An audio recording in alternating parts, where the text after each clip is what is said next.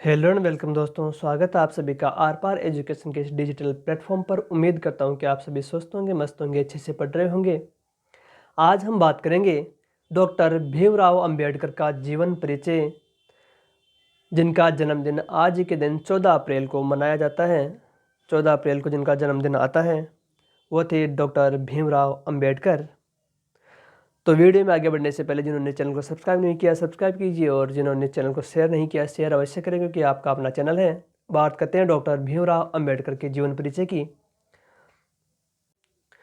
Doctor Bhimrao Ambedkar, जिनका उपनाम है आधुनिक युग का मनु, बाबा साहब, भारतीय संविधान का निर्माता, जिनका बचपन का नाम है भीमा, भीम या भीमराव, जिसे बचपन में इन नामों से पुकारा जाता था। जन्म कब हुआ? तो डॉक्टर भीमराव अंबेडकर का जन्म 14 अप्रैल 1891 को महू, मध्य प्रदेश के एक गांव अंबादावेकर में हुआ, जिस कारण से इसके नाम के आगे अंबेडकर लगाया जाता है।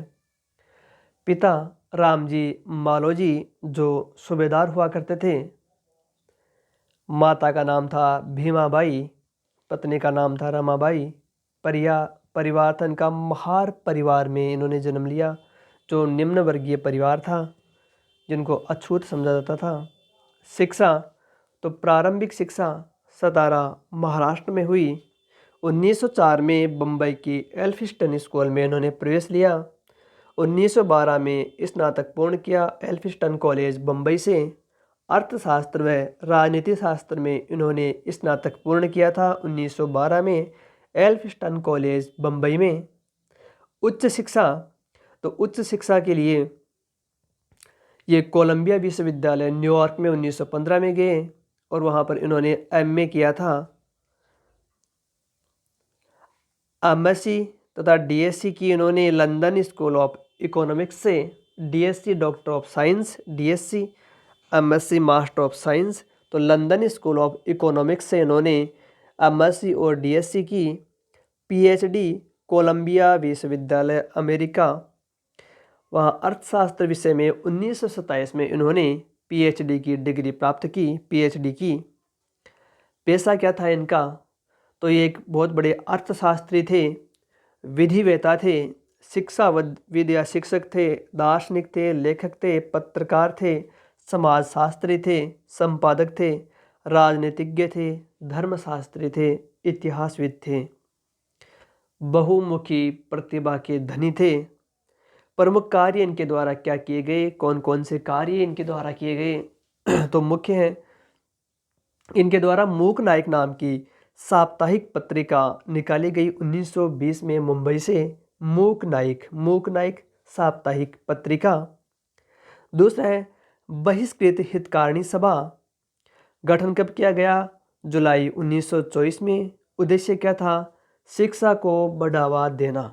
शिक्षा के क्षेत्र में इनके द्वारा अनेक कार्य किए गए, अनेक संस्थाओं का गठन किया गया, अनेक पत्र पत्रिकाएं निकाली गई, जिसमें से है डिस्प्रेस्ड क्लास एजुकेशन सोसाइटी।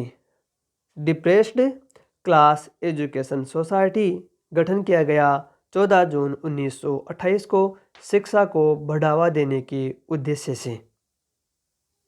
गोलमेज सम्मेलनों की बात करूं तो तीनों गोलमेज सम्मेलन में इन्होंने भाग लिया। 1930, 1931, 1932 में जो लंदन में गोलमेज सम्मेलन हुए, तो तीनों गोलमेज सम्मेलनों में भाग लेने वाले व्यक्ति थे डॉक्टर भीमराव अंबेडकर। पूना पैक्ट 24 सितंबर 1932 को पूना पैक्ट गांधी जी व अंबेडकर के मध्य हुआ। वंचित वर्गों के लिए निर्वाचक मंडल की स्थापना करना, जिसका प्रमुख एक उद्देश्य था। हस्ताक्षर किसने किए? काफ़ी इंपॉर्टेंट, एग्जाम में यदि पूछा जाए कि पूना पैक्ट पर हस्ताक्षर किसने किए, तो अंबेडकर तथा मदन मोहन मालवीय के द्वारा हस्ताक्षर किए गए थे पूना पैक्ट पर। महात्मा गांधी की ओर से मदन मोहन मालवीय ने हस्ताक्षर किए थे, और अंबेडकर जी ने हस्ताक्षर किए थे पूना पैक्ट पर, जो 24 सितंबर 1932 को हुआ था। नेक्स्ट, इंडिपेंडेंट लेबर पार्टी, इन्होंने एक पार्टी भी बनाई थी, इंडिपेंडेंट लेबर पार्टी। 1936 में इसकी स्थापना की गई थी अंबेडकर जी द्वारा। नेक्स्ट है schedule caste federation, schedule caste federation की स्थापना 1942 में की गई, शिक्षा को बढ़ावा देने के उद्देश्य से। इसके अलावा देखिए अनुच्छेद 14, क्या है अनुच्छेद 14? विधि के समक्ष समानता व संरक्षण, विधि के समक्ष समता व संरक्षण। अनुच्छेद 14 आर्टिकल 14, आर्टिकल 14 को इन्होंने भारतीय संविधान की आत्मा कहा। कई बार एग्जाम में पूछ लिया जाता है, बहुत बार पूछा गया क्वेश्चन, भारतीय संविधान की आत्मा। अनुच्छेद 14 को भारतीय संविधान की आत्मा किसने कहा? तो डॉक्टर भीमराव अंबेडकर ने भारतीय संविधान की आत्मा कहा आर्टिकल 14 को। That important. नेक्स्ट, भारत के प्रथम कानून मंत्री व न्याय मंत्री, कह सकते हैं स्वतंत्र भारत के प्रथम कानून व न्याय मंत्री कौन थे? तो डॉक्टर भीमराव अंबेडकर थे। इम्पोर्टेंट, पूछा गया क्वेश्चन है, आगे भी पूछा जा सकता है। प्रारूप समिति के अध्यक्ष, बहुत बार एग्जाम में आ चुका क्वेश्चन है कि भारतीय संविधान सभा के प्रारूप समिति के अध्यक्ष कौन थे? तो डॉक्टर भीमराव अंबेडकर प्रारूप समिति के अध्यक्ष थे। इसके अलावा ये प्रारंभ में हिंदू थे और अपने जीवन के अंतिम दिनों में इन्होंने बौद्ध धर्म ग्रहण कर लिया था। 1956 में नागपुर में इन्होंने एक सभा में, सार्वजनिक सभा में बौद्ध धर्म ग्रहण किया था अपने अनुयायियों के साथ। तो ये अंतिम दिनों में बौद्ध बन गए थे और शुरू में ये हिंदू थे। नेक्स्ट है, इनके द्वारा महत्वपूर्ण कार्य क्या किए गए?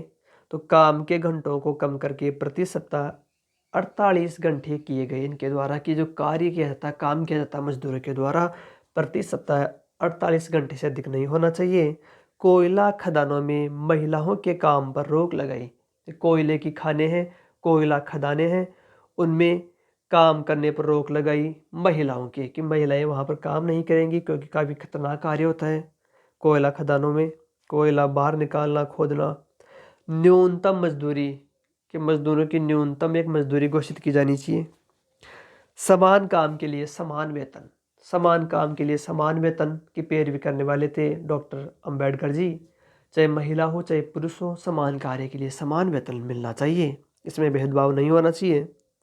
मृत्यु, इनकी मृत्यु 6 दिसंबर 1956 को हुई। चैत्य भूमि क्या है? तो मुंबई में इनका जो विश्राम स्थल है उसे चैत्य भूमि कहा जाता है। भारत रत्न, 1990 में इन्हें भारत रत्न से विभूषित किया गया, नवाजा गया अंबेडकर जी को। Statue of knowledge, Ambedkar ji की 70 फीट ऊंची प्रतिमा जो लातूर महाराष्ट्र में स्थापित की गई है। Statue of knowledge Ambedkar ji की प्रतिमा है 70 फीट ऊंची। बुक्स, कौन कौन सी बुक्स है, कौन कौन सी किताबें हैं अंबेडकर जी के द्वारा लिखी गई? तो अंबेडकर जी ने बहुत अधिक मात्रा में किताबें लिखी है, लगभग 50 से 100 के बीच में इन्होंने बुक्स लिखी हैं। इनमें से मुख्य मुख्य किताबें कौन सी हैं? तो पहला है द अनटचेबल, बहुत ही महत्वपूर्ण बुक्स, द अनटचेबल। दूसरी है बुद्ध और कार्ल मार्क्स। तीसरी है द प्रॉब्लम ऑफ रूपी। चौथी बुक्स है बुद्ध एंड हिज धम्मा, ये इनकी अंतिम लिखित पुस्तक है। एग्जाम में पूछ लिया जाए कि डॉक्टर अंबेडकर जी द्वारा अंतिम लिखित पुस्तक कौन सी है? तो Buddha and his Dhamma. Waiting for a visa, इनकी आत्मकथा ऑटोबायोग्राफी का नाम है waiting for a visa. Next बात करेंगे उपलब्धियों की। तो उपलब्धियों में ये अपने युग के सबसे ज़्यादा पढ़े लिखे थे, अपने युग के महान व्यक्तियों में ये सबसे अधिक पढ़े लिखे हुए व्यक्ति थे। राजनीतिक जीवन की बात करें तो राजनीतिक जीवन में शुरुआत होती है 1926 में। बॉम्बे विधान परिषद के सदस्य बने थे डॉक्टर भीमराव अंबेडकर। 1936 में लेबर स्वतंत्र पार्टी की स्थापना की। 1942 में विधानसभा सदस्य रहे। इस प्रकार से ये था डॉक्टर भीमराव अंबेडकर का जीवन परिचय। भीमराव अंबेडकर जी जिनका जन्मदिन आज ही के दिन 14 अप्रैल को मनाया जाता है। इनका जन्म 14 अप्रैल 1891 को महू मध्य प्रदेश में अम्बा दावेकर ग्राम में हुआ था, जिन्हें आधुनिक युग का मनु कहा जाता है, बाबा साहब कहा जाता है, भारतीय संविधान का निर्माता कहा जाता है। तो वीडियो कैसा लगा आपको? यदि अच्छा लगा हो तो शेयर कीजिए, चैनल को सब्सक्राइब नहीं किया तो सब्सक्राइब कीजिए। मिलते हैं अगले अंक में, तब तक के लिए थैंक यू।